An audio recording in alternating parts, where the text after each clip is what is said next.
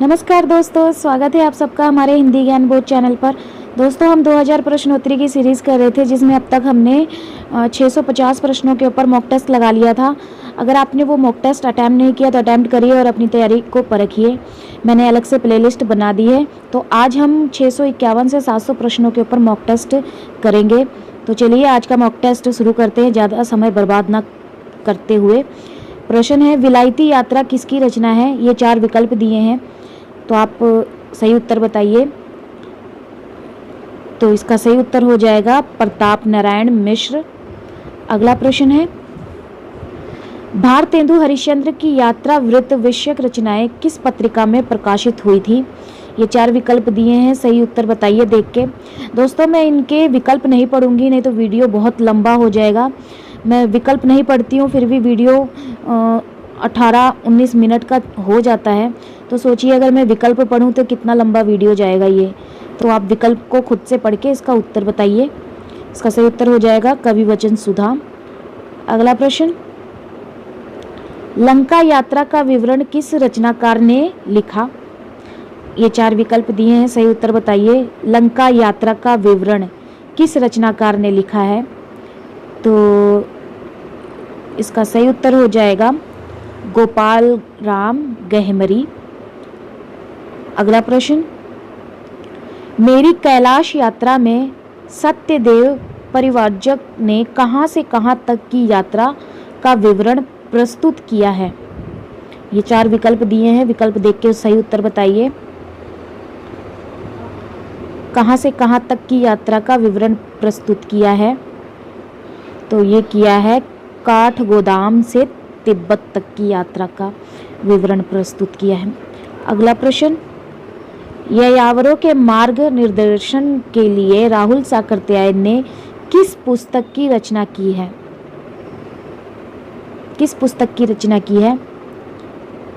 तो राहुल साकृत्यायन ने की है घुमक्कड़ शास्त्र। अगला प्रश्न, अरे यायावर रहेगा याद किसकी रचना है?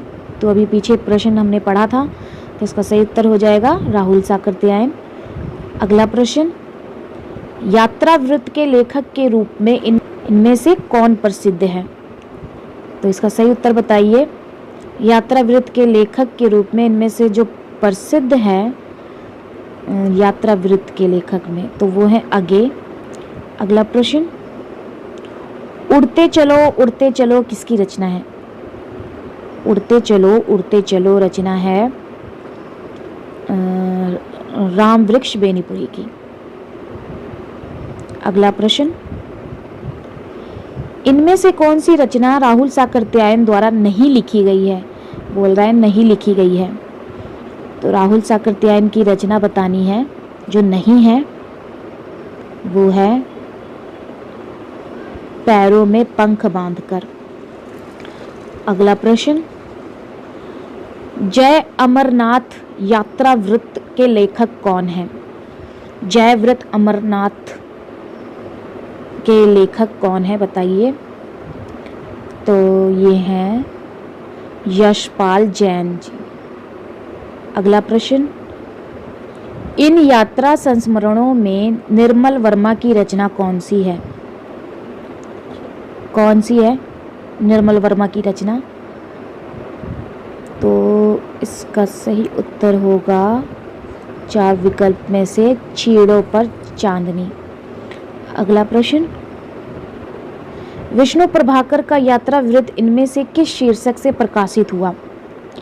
विष्णु प्रभाकर का यात्रा वृत्त इनमें से किस शीर्षक से प्रकाशित हुआ? तो ये प्रकाशित हुआ हस्ते निर्जर दहकती भट्टी। अगला प्रश्न, किन्नर देश में यात्रा वृत्त किसका है? किन्नर देश में यात्रा वृत्त किसका है? तो ये है राहुल साकृत्यायन का। अगला प्रश्न, यात्रा साहित्य इनमें से किसने नहीं लिखा? किसने यात्रा साहित्य लिखा ही नहीं है? किसने नहीं लिखा 4 विकल्प में से? तो ये नहीं लिखा श्रीकांत वर्मा ने। अगला प्रश्न, एक बूंद सहसा उछली का लेखक कौन है? अपनी मॉक टेस्ट करने की जो स्पीड है ना, आप इंक्रीज़ करिए, तभी आपका कुछ होगा। स्लो मोशन में आपने ये अपने एमसीक्यू नहीं लगाने हैं। चाहे आप ऑफलाइन कर रहे हो या ऑनलाइन कर रहे हो, कोशिश करिए 10 से 15 सेकंड में अगर आपने अच्छे से तैयारी की है तो आप प्रश्नों के विकल्प देख के ही तुरंत लगा देंगे, अगर आपने अच्छे से तैयारी की है। नहीं तो आप ज़्यादा समय लेंगे तो समय बर्बाद होगा तो फिर आपका पूरा मॉक टेस्ट अच्छे से नहीं होगा, इसमें नंबर कम आएंगे। तो इसका सही उत्तर बताइए। तो है इसका सही उत्तर आगे। अगला प्रश्न, इनमें से कौन सी रचना धर्मवीर भारती की है? धर्मवीर भारती की रचना बतानी है, कौन सी है देख के बताइए। तो ये है ठेले पर हिमालय। अगला प्रश्न, सफरी झोले में किसकी रचना है? बड़ा अजीब सा प्रश्न है। कई बार एक आध दो प्रश्न ऐसे एग्ज़ाम में पूछ लिए जाते हैं, तो नर्वस नहीं होना है, अपनी सूझबूझ से समझ के इसका सही उत्तर बताना है, एग्ज़ाम में भी और यहाँ पे भी। बताइए इसका सही उत्तर।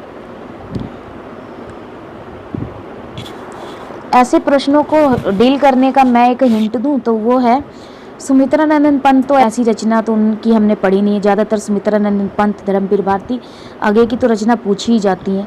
जो अजीब सी रचना दे दी गई है सफरी झोले में, तो ये अजीत कुमार की ही हो सकती है, क्योंकि इनके रचनाएं बहुत कम ही पूछी जाती हैं।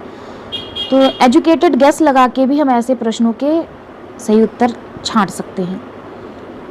तो ऐसे लगाए जाते हैं प्रश्न, एजुकेटेड गेस। पैरों पर पंख बांधकर किसकी रचना है? तो ये है राम वृक्ष बेनीपुरी की। अगला प्रश्न, मोहन राकेश का यात्रा वृत्त किस शीर्षक से प्रकाशित हुआ? मोहन राकेश का यात्रा वृत्त किस शीर्षक से प्रकाशित हुआ? तो ये हुआ आखिरी चट्टान तक शीर्षक से। अगला प्रश्न अब आएगा कौन सा, बहुत बड़ा हो गया है। तो रिपोर्टाज से पूछा जा रहा है प्रश्न। रिपोर्टाज किस भाषा का शब्द है? तो ये कैसे भाषा का शब्द है, जल्दी से बताइए। तो ये है फ्रांसीसी भाषा का शब्द। अगला प्रश्न, हिंदी में रिपोर्टाज लेखन की परंपरा किसने शुरू की? किसने शुरू की? तो झटपट इसका आंसर बताइए। तो इसका सही उत्तर हो जाएगा शिवदान सिंह चौहान ने शुरू की थी। अगला प्रश्न, हिंदी का पहला रिपोर्टाज कौन है? पहला रिपोर्टाज बताना है हिंदी का, तो वो है लक्ष्मीपुरा। अगला प्रश्न, बंगाल के अकाल पर किसने मार्मिक और सशक्त रिपोर्टाज लिखे? बंगाल के अकाल पर मार्मिक और सशक्त रिपोर्टाज किसने लिखे? जल्दी बताइए इसका आंसर। सही उत्तर हो जाएगा रंगे राघव ने लिखे। अगला प्रश्न, पहाड़ों में प्रेममय संगीत किसकी रचना है? पहाड़ों में प्रेममय संगीत की किसकी रचना है? तो ये रचना है उपेंद्रनाथ अश्क की। उपेंद्रनाथ अश्क की है ये। अगला प्रश्न, हिंदी का पहला रिपोर्टाज किस पत्रिका में प्रकाशित हुआ? किस पत्रिका में प्रकाशित हुआ? तो ये रूपाभ में प्रकाशित हुआ। अगला प्रश्न, रंगे राघव द्वारा लिखे गए रिपोर्टाज इनमें से किस पुस्तक में संकलित हुए? रंगे राघव द्वारा लिखे गए रिपोर्टाज किस पुस्तक में संकलित हुए? तो ये हुए चार विकल्प में से सही उत्तर देख के बताइए किस में हुए थे? तो ये हुए थे तूफानों के बीच में। अगला प्रश्न, इनमें से कौन रिपोर्टाज लेखक नहीं है? रिपोर्टाज लेखक नहीं है, तो बताइए कौन नहीं है? तो वो है डॉक्टर नागेंद्र जी। अगला प्रश्न, प्लाट का मोर्चा रिपोर्टाज किसने लिखा? किसने लिखा? चार विकल्प में से सही उत्तर क्या होगा? तो सही उत्तर हो जाएगा शमशेर बहादुर सिंह। अगला प्रश्न, इनमें से धर्मवीर भारती की रचना कौन सी है? कौन सी है धर्मवीर भारती की रचना? इनमें से 4 विकल्प में से पढ़िए और बताइए। धर्मवीर भारती की जो रचना है वो है युद्ध यात्रा। अगला प्रश्न, बंगाल के आकार पर लिखे गए रंगे राघव के अधिकतर रिपोर्टाज किस पत्र में प्रकाशित हुए? ये आइसक्रीम वाले ने सारी आइसक्रीम लगता है यहीं बेच देनी है। जब से मतलब रिकॉर्डिंग कर रही हूँ वो क्या कहें अब। इसका उत्तर बताइए आप। इसका सही उत्तर हो जाएगा विशाल भारत। अगला प्रश्न, रिपोर्टाज विधा का प्रादुर्भाव किस युद्ध के समय हुआ? किस युद्ध के समय हुआ? तो ये हुआ द्वितीय विश्व युद्ध के समय। अगला प्रश्न, अपोलो का रथ किसकी रचना है? अपोलो का रथ है श्रीकांत वर्मा का। अगला प्रश्न, किस रूसी साहित्यकार ने रिपोर्टाज विधा का प्रचार प्रसार किया? रूसी साहित्यकार ने रिपोर्टाज विधि का प्रचार प्रसार किया। किसने किया? तो ये किया, बताइए देख के। बहुत ही अजीबोगरीब नाम है, देख के बताइए। रूसी साहित्यकार है ना इसीलिए। तो इनका नाम बताइए सही। इलिया एहरेनबुर्ग। ये ऑप्शन बी सही उत्तर हो जाएगा। अगला प्रश्न है, एकलव्य के नोट्स किसकी रचना है? एकलव्य के नोट्स, तो ये हैं 4 विकल्प में से फणेश्वर नाथ रेणु के ये नोट्स हैं।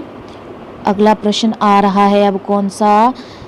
साक्षात्कार और पत्र साहित्य से हिंदी गद्य में साक्षात्कार विधा का प्रवर्तन किसने किया? हिंदी गद्य में साक्षात्कार विधा का प्रवर्तन किसने किया? तो ये किया 4 विकल्प में से बनारसी दास चतुर्वेदी ने।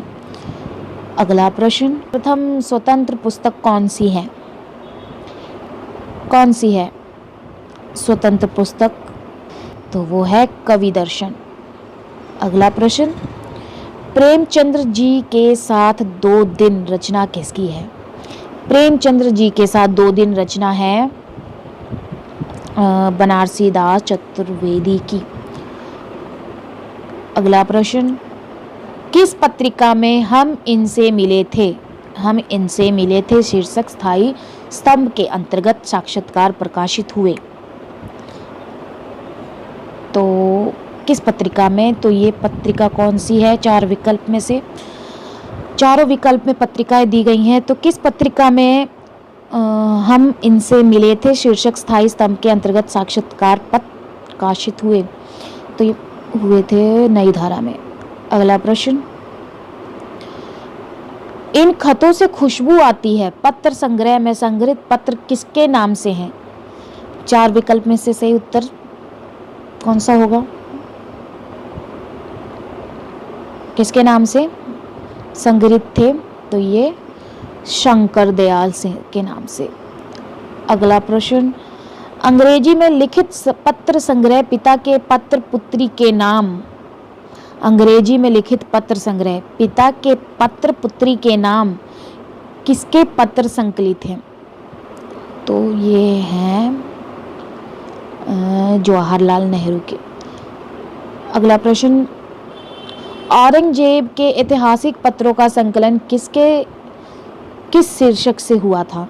औरंगजेब के ऐतिहासिक पत्रों का संकलन किस शीर्षक से हुआ था? तो ये हुआ था आलमगीर के पत्र शीर्षक नाम से। अगला प्रश्न, पिता के पत्र पुत्री के नाम का हिंदी अनुवाद किसने किया था? किसने किया था हिंदी अनुवाद? तो ये किया था प्रेमचंद्र जी ने।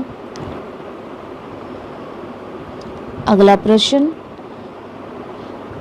पत्रांजलि का संपादन किसने किया? किसने किया पत्रांजलि का संपादन? तो ये किया किसने किया? 4 विकल्प में से सही उत्तर होगा ऑप्शन ए सतीश चंद्र ने। अगला प्रश्न, हिंदी साहित्य में प्रकाशित प्रथम पत्र संग्रह में किससे संबंधित पत्र प्रकाशित हुए थे? हिंदी साहित्य में प्रकाशित प्रथम पत्र संग्रह किससे संबंधित पत्र प्रकाशित हुए थे? तो ये हुए थे स्वामी दयानंद सरस्वती से। अगला प्रश्न, निराला के पत्रों का संपादन किसने किया था? किसने किया था?